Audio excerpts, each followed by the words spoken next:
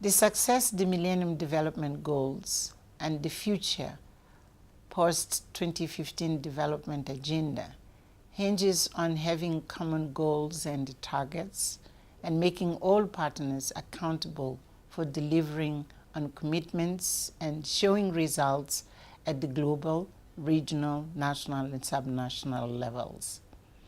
With less than 2 years to deliver on the MDGs, we have to do everything within our power to accelerate progress through a focus on equity and accountability. Collectively, we have managed to raise significant commitments for women's and children's rights over the past decade. We must keep that momentum, but also emphasizes on implementation of these commitments.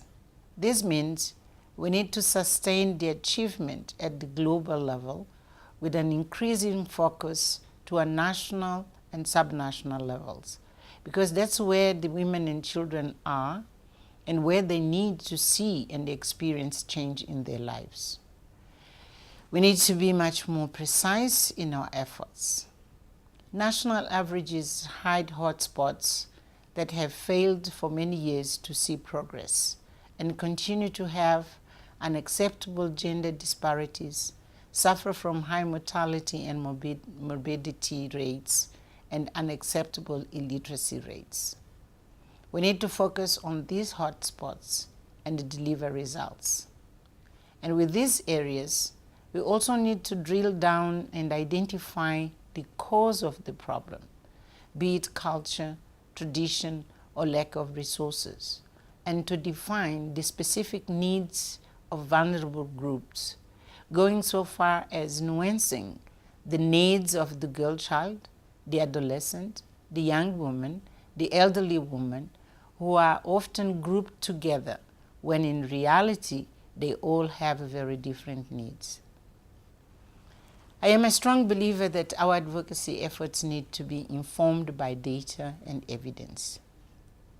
Evidence will help us make the cases for increased investments in hotspots. Let me give you some examples. This month, UNICEF launched a report on progress made to meet MDG 4, the world's promise to cut the under 5 mortality rate by 2/3 by 2015. The report shows impressive gains. Between 1990 and 2012, the annual number of under 5 deaths fell from 12.6 million to 6.6 million. Over the past 22 years, the world saved around 90 million lives that would have been lost if mortality rates remained at the 1990 levels. This is impressive progress, but it is insufficient. 18,000 children still die every day from preventable causes. These numbers are all the more appalling because we have the science and know-how to prevent these deaths. Let's look at another example. Sexual and reproductive health rights, where we cannot ignore the evidence before us. Between 1990 and 2010, maternal mortality worldwide dropped by almost 50%. Despite this, maternal mortality continues to be unacceptably high. The hotspots continue to be Sub-Saharan Africa and South Asia. About 800 women die from pregnancy or childbirth-related complications around the world every day. An estimated 222 million women in developing countries would like to delay or stop childbearing, but are unable to do so in the absence of contraception.